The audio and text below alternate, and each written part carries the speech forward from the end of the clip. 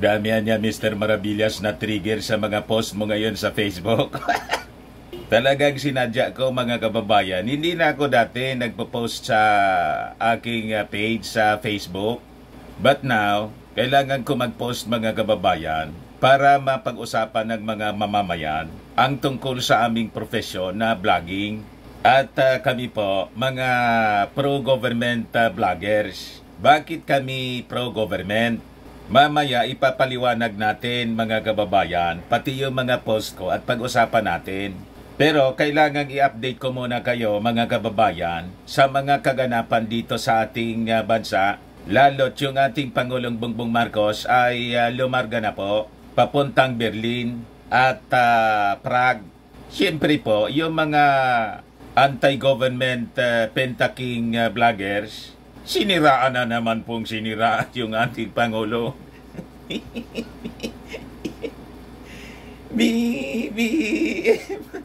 Wala mang ibang mabuti sa kanila po, si Penta King.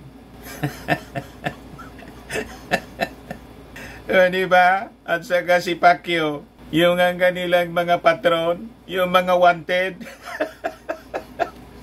Wanted ng FBI sa Amerika, wanted ng Senado, wanted ng Kongreso. At sa susunod, pag na-file na, mga kababayan, yung kaso sa husgado, laban kay Pacquiao, malamang mag-left the earth na siya. Sana niya, Mr. Maravillas, pupunta? May-ari ng universe? Ang daming planets po. At kayang-kaya nilang mag-arkila ng spacecraft. Ang daming properties po. Inilipat na nga po yung administration kay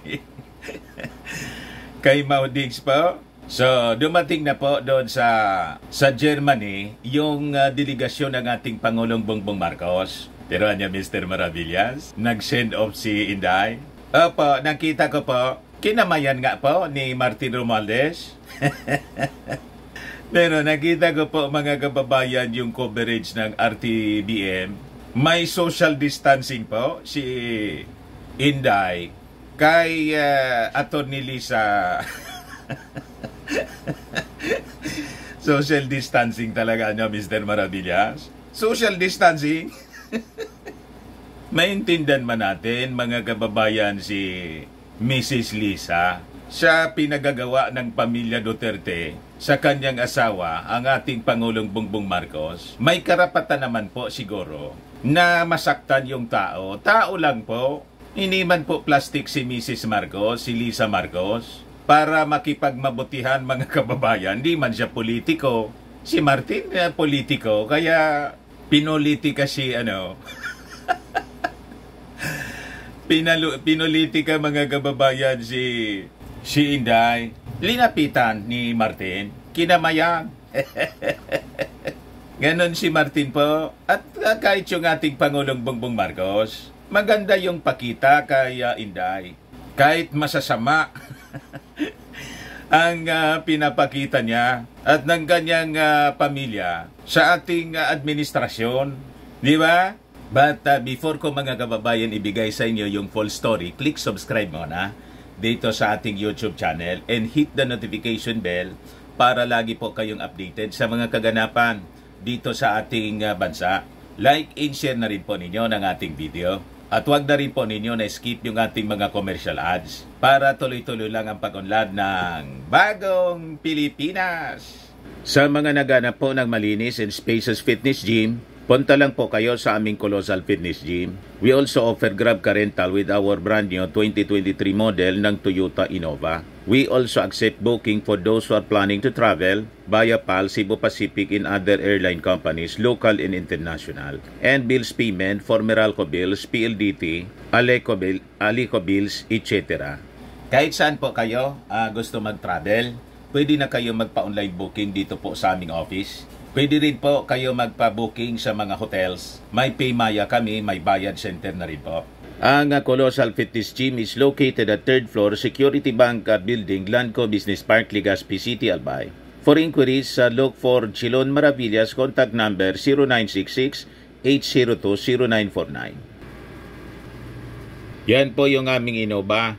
Lagi na pong matao dito sa amin. Na-set up na rin po yung aming mga brand new gym equipments. May treadmill na rin po kami. Ito po yung bago naming product na tinitinda online. iGlow Serum. Galing pong South Korea. Negosyo siya ng aking anak na architect entrepreneur, Riz Maravillas. Whitening po siya. Tingnan niyo yung epekto sa kanya before and now. Sa mga inquiries po ninyo, dumiretso na lang kayo sa kanyang messenger sa FB, Riz Maravillas. Ito naman po, Firmax Firming and Lifting Cream. Pinapahid po sa mga pulses in affected area. Mainam po sa paninigas na mga kaso-kasuan, pati sa mga pains. Ito naman po, Automax Radiant Serum. Sa mukha naman yung application. Anti-aging po siya. You will look 10 years younger than your age. Sa mga cancer patients naman po, baka lang gusto ninyo itong itry. Ningxia Red Mix Fruit Drink. Hindi man po siya gamot, food supplement siya.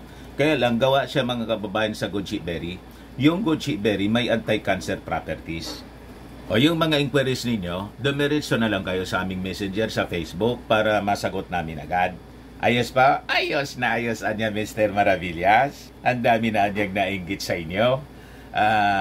Kasi mayroon na kayong kapisanan ng mga social media influencers ng Pilipinas. Ganon talaga po ang buhay. Sabi nga ng iba, inggit pikit. The reason po kung bakit kami nag-organize kasi gusto namin ma-professionalize ang aming ranks. Mamaya, papaliwanag ko po sa inyo. But before that, dito muna tayo sa mga importanteng balita po. Dumating na po sa Berlin, sa Germany, yung delegasyon ng ating Pangulong Bongbong Marcos. Tingnan ninyo to. Sabi diyan sa report ng Presidential Communications Office, President Ferdinand R. Marcos arrived in Berlin, Germany, initiating his working visit to the country. PBBM is scheduled to hold meetings with German Federal Chancellor Olaf Scholz and other key figures to discuss bilateral cooperations, particularly focusing on areas such as maritime collaboration and economic ties. Ayan po, kaya nagagalit po yung mga supporters ng Fentanyl King. Kasi po, yung ating Pangulong Bongbong Marcos, travel ng travel para kausapin po yung mga kaalyado nating mga bansa. Para po sa security ng ating bansang Pilipinas na gusto ng lunukin. Lamunin ng dragon yung China po. Di ba yung China po, ang simbolo niya, dragon. Gusto na tayong lunukin na parang yung 125 million na confidential. Kaya niya, Mr. Maravillas, galit na galit sa iyo yung mga Penta vloggers. Kasi hindi mo makalimutan yung 125 million confidential funds na linunok ni Inday. Linunok? Tulad ng kanilang mga kaalyado, yung kaalyado nila na bansa, yung China, gusto na po tayong lunukin. Kaya galit na galit sa ating Pangulong Bongbong Marcos. Kasi ini-engage niya yung mga like-minded countries, Australia, Japan, South Korea, India, Amerika dati na po eh. Ngayon po, yung mga European countries. Kasi kailangan natin na sila, mga kababayan, matulungan para sa modernization ng ating defense, ng ating armed forces. Nagets ninyo kung bakit galit na galit po yung mga supporters ng Penta Kingdom? Alyado sila kasi sa China. Yun ang sulsul sa kanila, mga kababayan. Siraan na siraan yung ginagawa ng ating Pangulong Bongbong Marcos. Hindi kayo magtatagumpay. Ayan po, PBBM arrives in Berlin for a 3-day working visit in Germany. Sabi diyan, nagsimula na ang biyahe ni Pangulong Ferdinand Marcos Jr. patungong Central Europe para sa kanyang working visit sa Germany hanggang Marso 13. A state visit sa Czech Republic mula Marso 13 hanggang Marso 16. Sa kanyang departure statement, ibinahagi ni PBBM ang layuning palakasin ang ating maritime at skills development cooperation sa Germany at magtatag ng labor consultations mechanism para sa proteksyon ng overseas Filipino workers sa Czech Republic.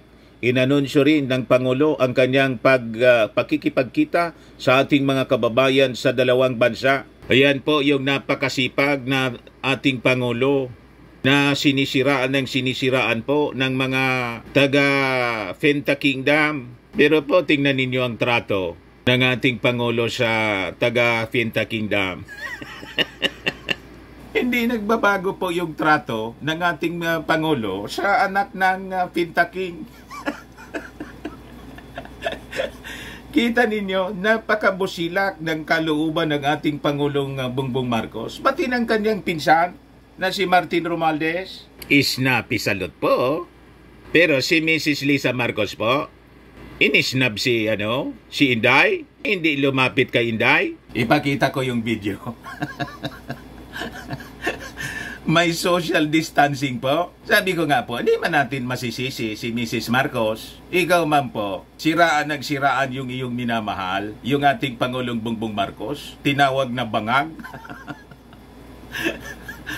May adik tayong presidente at gusto pang, kung ako pa niya yung nasa posisyon ngayon, presidente pa ako, baka nakasama ka doon sa... yung tukang-tukang niya, mga kababayan. Siyempre, sasama po yung loob ni Mrs. Lisa Marcos. Pero yung Pangulo po, ayos na ayos. No problem sa kanya, si Pinta King. Ito yung paglarga niya, mga kababayan. Ito, kinamaya ni Martin. Si Inday, siyempre, ganyan naman si Martin po. Kahit ginagawan siya ng masama, tinawag na tambalos-loso, naka-ismail si Martin. Ang ganda ng paka-ismail ni Martin. Sabi dyan, Vice President and Education Secretary Sara Duterte shakes hands with House Speaker Martin Romualdez at Villamor Air Base in Pasay City before President Ferdinand Marcos Jr.'s departure for his working visit to Germany and state visit to Czech Republic. Di ba mga kababayan? Para kinapala na lang ni Inday yung kanyang mukha kasi hindi pa siya reading humiwalay. Pag umiwalay siya, mga kababayan, sa ating administrasyon, iwan ko lang kung ano mangyari sa kanyang political career. Pero hindi man niya sinasawa yung mga nagsisigaw-sigaw doon sa Liwasang Bonifacio. In fact, mga supporters niya, protect Inday, ang protect BP Sara, ang mga mababasa sa placards. Protect Duterte, hostisya para kay Pacquiao. Tapos, BBM resign. Hindi man po sinasaway ni Inday. Pero niya, Mr. Maravillas, hindi man lang kinibo ni Atty. Lisa Marcos si Inday. Normal po. Ito siya, panoorin ninyo, mga kababayan. May social distancing. Ayan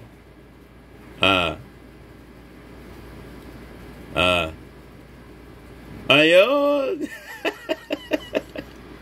Hindi man lang po ginamayan ni Mrs. Lisa Marcos si Inday. Dire-diretso sa upuan. Tingnan ninyo, may social distancing po.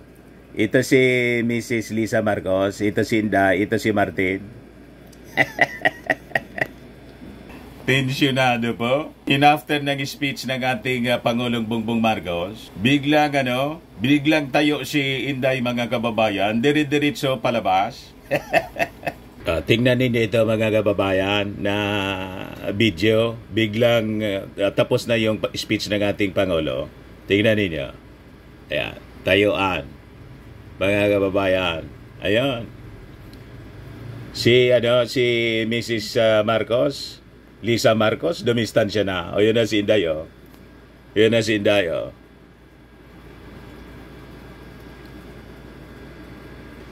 tingnan ninyo si Inday kung saan ayan ayun, si Mrs. Lisa Marcos, ayun dire-diretso palabas. Tinanaw pa ng ating Pangulo. Dire-diretso palabas si Inday po. Hindi man kasi kinikibo ng mga cabinet members po, cabinet secretaries. Walang kumausap yata.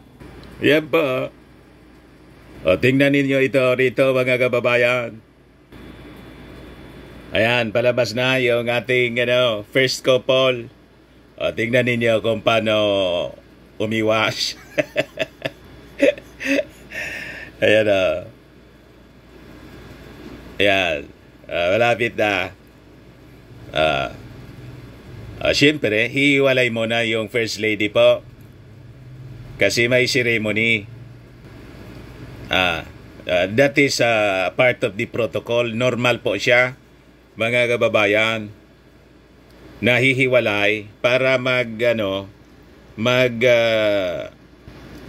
hand salute yung ating Pangulong Bongbong Marcos with the Chief of Staff. Ganyan. Di ba? Ayan. So tingnan ninyo mga kababayan dito sa dulo. Before na umakyat sa eroplano, yung ating Pangulo, sumalubong si Inday. Sumalubong din si Inday. Ayan. Kasama yung Armed Forces Chief of Staff. Si Browner. Ayan pa.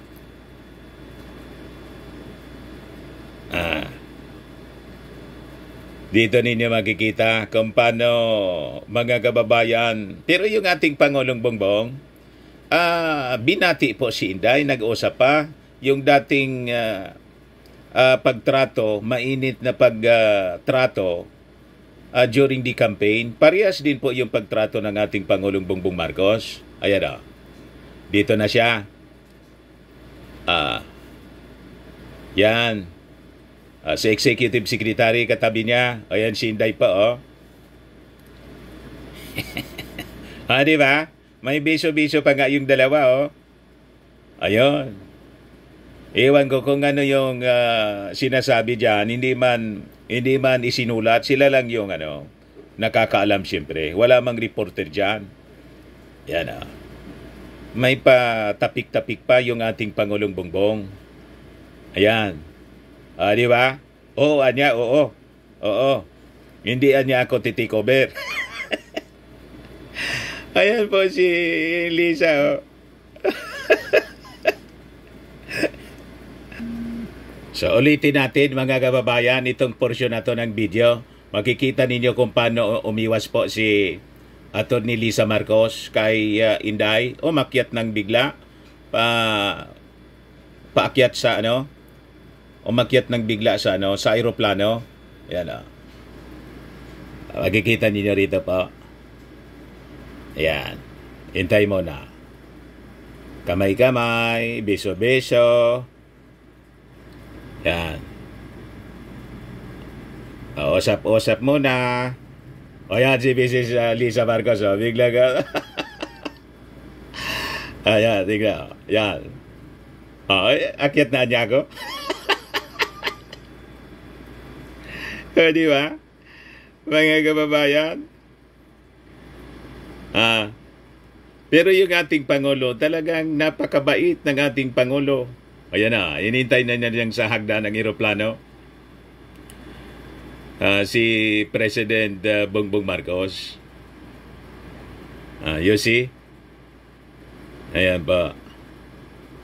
Tapos, wave siyempre. That is the normal, thing na ginagawa ng isang Pangulo at First Lady sa mga foreign travel po. Ayan. Ayan. Sa loob na po. That ends the coverage ng RTVM sa send-off ng ating Pangulong BBM.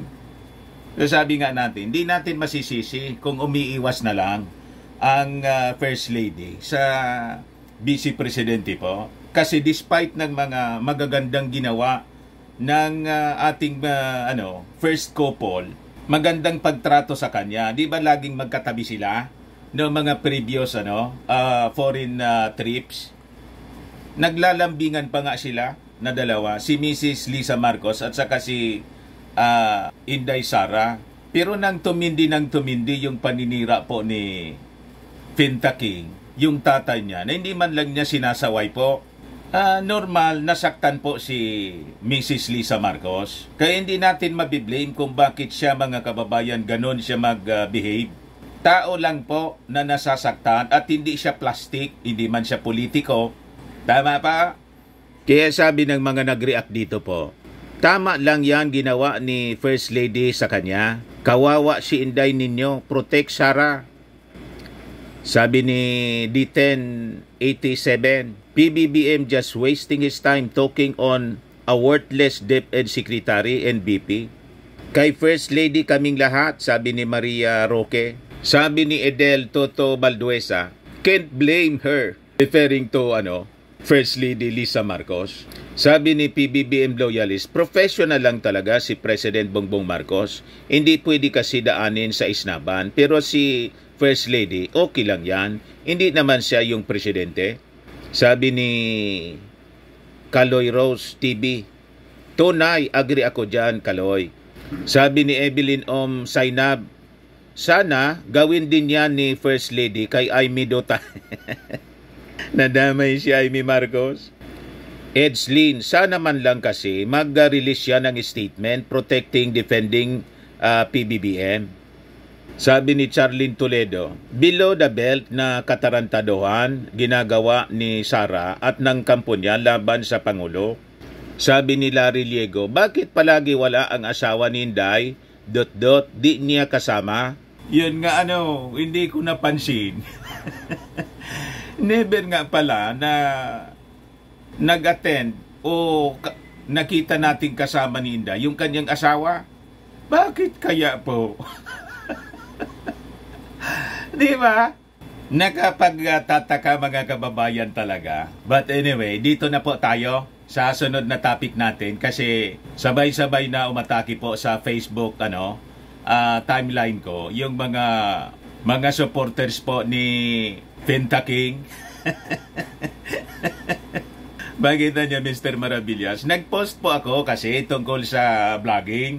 Kasi sabi ko, nasa ng hustisya? Bakit mga kababayan, pag pro-government, laging ina-accuse na bayaran? Pag pro-fentanyl, anti-government, may prinsipyo daw sila at hindi bayaran. Sabi ko, nasa ng hustisya? Kaya pinapaliwanag natin at ipaliwanag ko po dito, bakit po tayo pro-government? Bible believer kasi po ako. Nasa Bible siya, let every soul be subject unto higher powers. But for there is no power but of God. The powers that be is ordained by God. Whosoever resisted the power, resisted the ordinance of God. Tapos may mga nag-react doon sa post kong ganyan. Kahit niya mali na yung gobyerno, hindi ninyo na-realize during the time of Jesus Christ. Ang gobyerno po noon, Roman government, emperador, pinapako nga si Kristo sa cross. Narinig ninyong nagreklamo yung ating Panginoong Jesucristo at nag-rebellion against the government. Di ba hindi? Sabi ng ating Panginoong Jesucristo, thy will be done. Kasi kung nag-rebellion siya, laban sa gobyerno, di mali yung katuruan na let every soul be subject unto higher powers. Tama po? Magiging inconsistent po. Kasi nga po, bawat gobyerno na-establish po, bad or good, hinayaan ng ating Panginoong mangyari kasi may purpose siya po, mga kababayan. Pero hindi, Mr. Maravillas, hindi man yan maintindihan ng mga mamamayan ng Finta Kingdom. Talagang hindi pa po nila maintindihan kasi mali ba yung pagkaintindi nila sa Bible? Yan po siya. Ito yung post ko kanina. Pasakop tayo sa government. Kasi sabi sa Romans 13 verse 1 to 2, let every soul be subject unto higher powers. Yan kami sumusuporta sa gobyerno ng mga pro-government vloggers. Naintindihan na ninyo kung bakit kami pro-government po. Yan po, napakalinaw. Whosoever anya, therefore, resisted the power, resisted the ordinance of God, and they that resist shall receive to themselves Damnation. Kaya tingnan ninyo, yung mga nagkontra sa gobyerno during the time of Marcos, yung tatay ni President Bongbong, damnation po yung inabot nila. O ngayon, ito naman po na Finta Kingdom. O di ba kaso? Kaso yung inabot po. Daldal ng daldal eh. O tingnan ninyo yung SMNI. Namimiligro na masara. Just like yung ABS-CBN. Yung ABS-CBN, nang pinasara ni Digong, walang problema itong mga taga Finta Kingdom. Ngayon, na gustong iparsara ng Kongreso kasi may violations po, laki ng problema nila.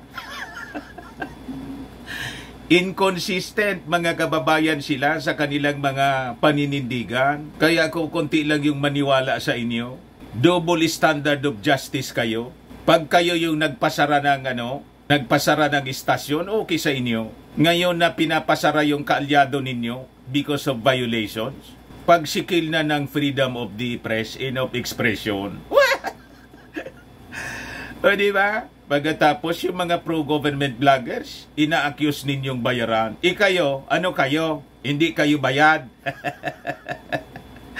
Maniwala man sa inyo. Kaya sabi ko sa mga post ko po, ang vlogging po, ino-offer na po as course ng TESDA bilang hanap buhay ng mga tao na gusto po mag-engage sa vlogging. Gusto ninyong mangyari? Mag-vlogging kami ng walang kita.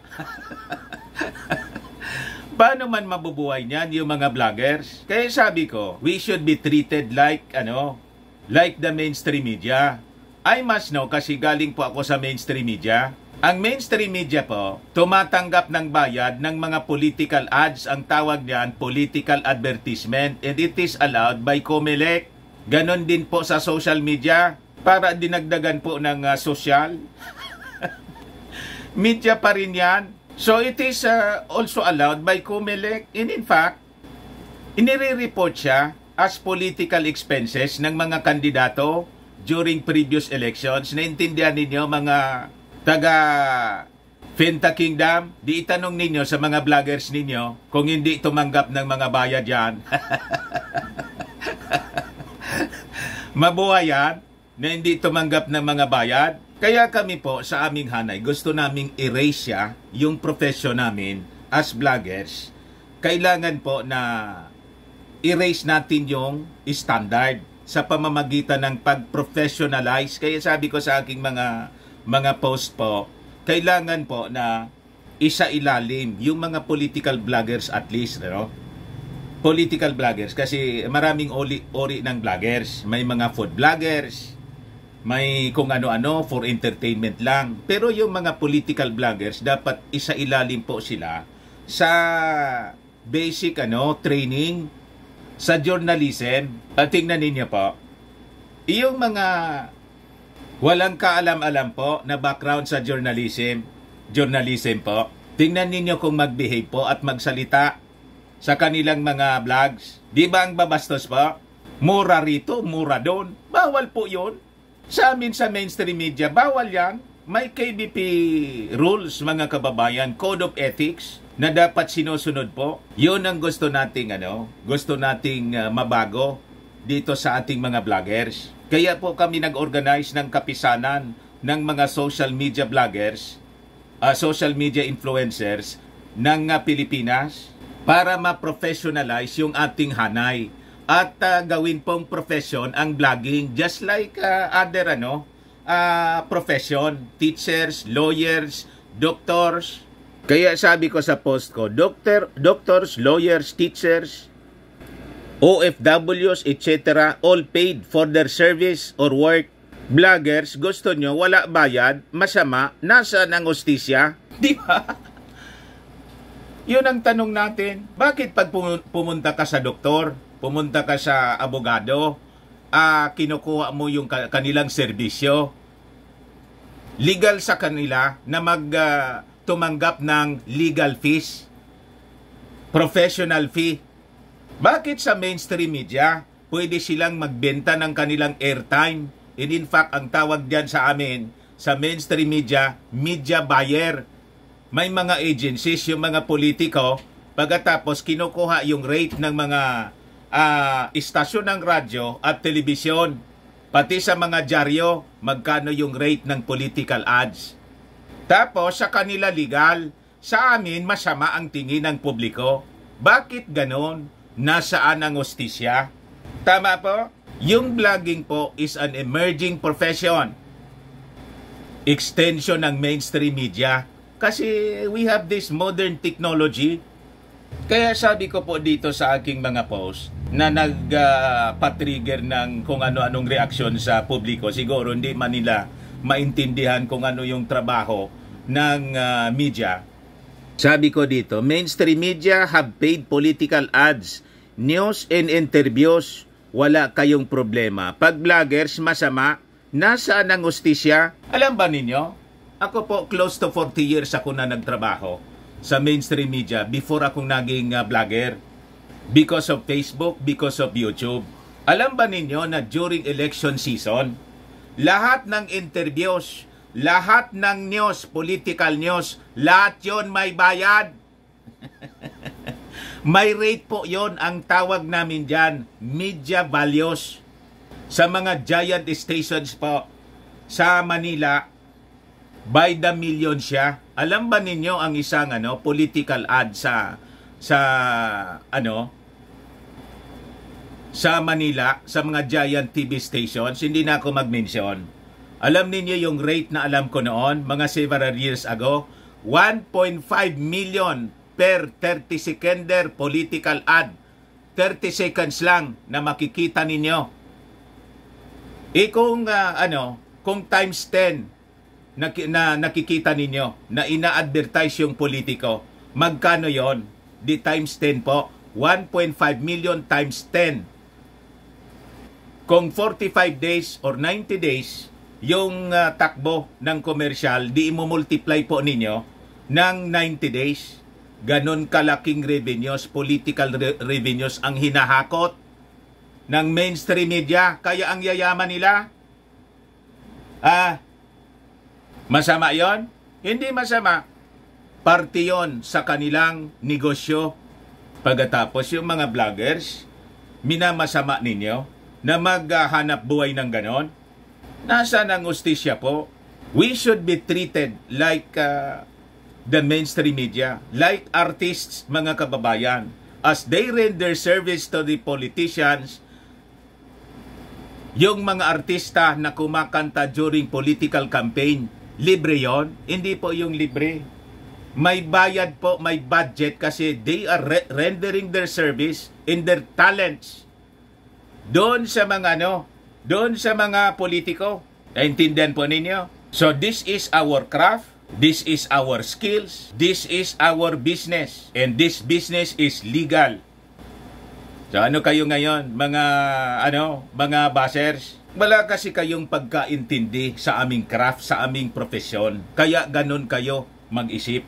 Minamasama ninyo. Kaya sabi ko sa post ko po, political bloggers should undergo training on journalism to arm them with the basic skills and professionalize the ranks. Blogging should be treated just like the traditional media, allowed to accept political, commercial ads. Yun pong ginagawa ko. Kaya po may product akong tinitinda rito. Illegal po ito. Yung maghanap buhay tayo para sa ating pamilya magtinda-tinda. Masama sa inyo. Ang masama po, yung palaganap ka ng fake news at mag-engage ka sa black propaganda at paninira tulad ng paninira sa ating gobyerno, sa ating Pangulong Bongbong Marcos. Yun ang masama. Bakit niya, Mr. Maravillas, hindi ka naninira? Hindi ba po ako naninira? Bakit niya, Mr. Maravillas, di ba sinisiraan mo yung mga Duterte? Hindi po ako naninira. Sino yung nagsabi ng tambaloslos? Ako? O di ba Sinda yung nagsabi ng tambaloslos? Sino nag-accuse sa ating Pangulong Bongbong Marcos na bangag at adik? Nang ikwininto ko yung kanyang sinabi, blinaging ko rito, paninira ko yun ba? Siya yung sumira sa sarili niya, hindi ako. Naintindihan ninyo mga taga Finta Kingdom. Kaya nga po lagi kong sinasabi, ang ginagawa nila self-destruction. Kung baga, sila nasira, alimbawa si Pacquiao. Bakit siya sirang-sira? Ako ba yung may gawa ng kanyang mga kaso? Di ba hindi? Nagkakaso siya kasi may ginawa siya at inireklamo siya doon sa Amerika at ngayon sa Senado. Kaya siya ganyan. Inagkwento lang naman ako. Pagkatapos, sasabihin ninyo, naninira ako. Paano akong nanira? Na nagkwento man lang ako ng ginagawa nila. Huwag kayong gumawa ng inyong kasiraan, hindi kayo masisira. Tama? Para lang po akong mirror, reflection lang po tayo ng kung ano yung ginagawa ninyo. Ang gusto ninyo, gumawa kayo ng masama, pagkatapos ikwento namin, mabuti. Di fake news tayo niyan. Masama yung ginawa mo. Tapos gusto mo na mangyari, magkwento akong mabubuti tungkol sa'yo. Mali naman siguro ang ganon. Naintindihan na ninyo mga taga Finta Kingdom? Kaya sabi ko, mula Pangulo, tutanod, may sweldo, wala kayong angal. Pag vlogger tumulong sa government, gusto ninyo wala sweldo? Nasaan ang hustisya? Yan ang mga line of reasoning nito mga Finta King vloggers. O di ba? Yung presidente may sweldo, vice presidente may sweldo, mga senador may sweldo. May pork barrel pa. May allowances. Galing lahat yan sa taxes of the Filipino people. Hanggang sa tanod, may sweldo galing sa gobyerno. Pagkatapos kami, gusto ninyo, mag-render kami ng service sa gobyerno ng libre. Paano kami niyan mabubuhay? Sige nga. Tapos sasabihin ninyo, illegal yung ginagawa namin. Paano naging illegal? Nag-render kami ng service. And then so, as we render service to anyone, we are entitled to pay. Tama? No work, no pay. Kung hindi kami nagtrabaho, tapos nagsisweldo kami, yun ang masama. Hindi ka man nagtrabaho, tapos kumukubra ka. Dapat magtrabaho ka. Pag hindi ka sinildohan, nagtrabaho ka, tawag doon exploitation. Naintindihan ninyo? Hindi pwede ang exploitation po. We render service, just like the doctors, just like the teachers, just like the lawyers. Nag-aral kami, mga professionals kami, pagkatapos ililibre ninyo. Para niya, Mr. Maravillas, high blood ka na? Hindi man po. Nagpapaliwanag lang. Tama ba? Ang liliit kasi ng kwan ninyo. Kulang yung pagkaintindi ninyo sa aming trabaho bilang mga journalist, media practitioners. Close to 40 years po ako as journalist. Naging station managers po ako ng mga local stations, 7 stations. Kaya alam na alam ko yung aking trabaho, ang aking profesyon. Masyado kayong nagmamagaling na mga Finta Kingdom vloggers. Wala kayo sa kalingkingan. Tapos sasabihin ninyo, pag anti-government vloggers, gusto ninyong ipapaniwala sa mga tao, hindi kayo bayad. Pag pro-government vloggers, bukang bibig ninyong binayaran. Nasaan ang hustisya niyan? Ayan man lang po, mga kababayan, yung ating mga discussions ngayon. Maraming salamat. Ako po ang inyong kaibigan dito po sa vlogging. Dante Maravillas, dating taga-mainstream media, close to 40 years. Salamat po. Bye-bye.